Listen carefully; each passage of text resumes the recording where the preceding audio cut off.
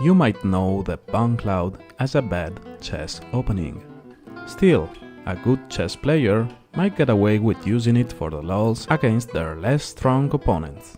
It looks wrong, very wrong, and it forces you to play the game in a different way than the one you're used to.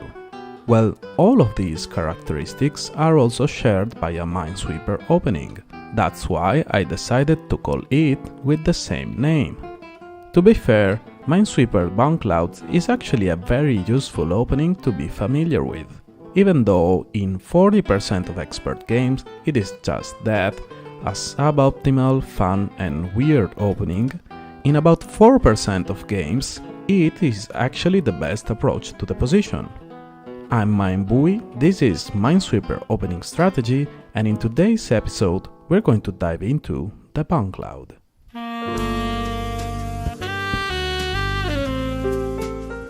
For the people that are not familiar with what we do here in this series, we're trying to analyze the most common non-trivial Minesweeper starting positions and do our best to determine which move gives you the best chance at surviving in the minefield. Now, as many of you probably already know, the best way to start a minesweeper game is to click a corner of the board. Why is that? Well, it's because the corner is the most likely place to hide a zero tile. In an expert board, a corner tile is 50% of the time a zero, while an edge tile is a zero only 30% of the times, and a central tile is a zero only 15% of the times.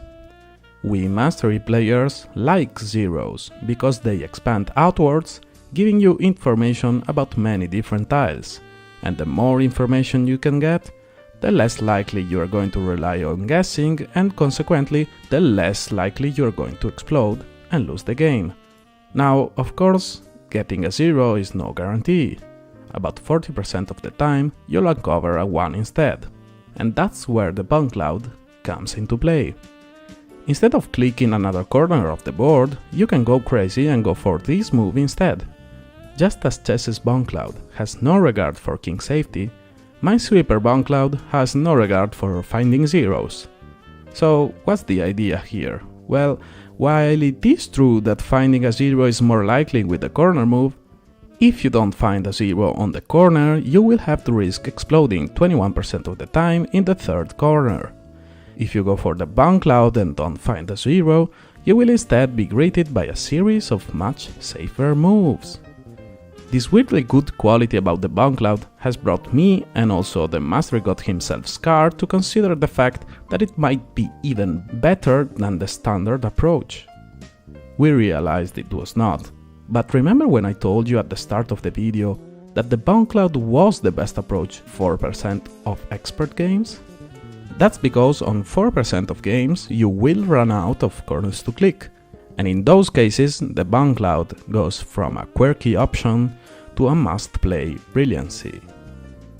We will now analyze the Bongcloud against the corner approach in this position just to visualize how close it is to being viable. Look at this, this is really not that bad. One must also note that in boards with higher mine density, the second move Bongcloud is actually the best option.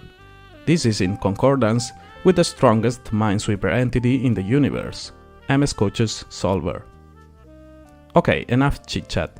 This is how to play the Bongcloud. Okay, by clicking here, you're hoping of course to find progress via a 0 or a 4. If you don't find progress and find a 2 or a 3, you go for this move afterwards, hoping to find progress via a 1. Now I want to highlight this continuation because it's pretty common. Click here if you find it. If you find a 2 instead, go for a corner click, since making progress here is very hard. Lastly, if you find a 3, I suggest you break the 50-50. If this move confuses you and you don't know what breaking a 50-50 means, I suggest you watch my video about breaking 50-50s. If you find a 2, go for this move. If you find a 3, you go for this other move. And if you find a 4 or above, you go for this move instead. Lastly, if you find a 1 in your second move, you go for this move hoping to find a 0 or a 3.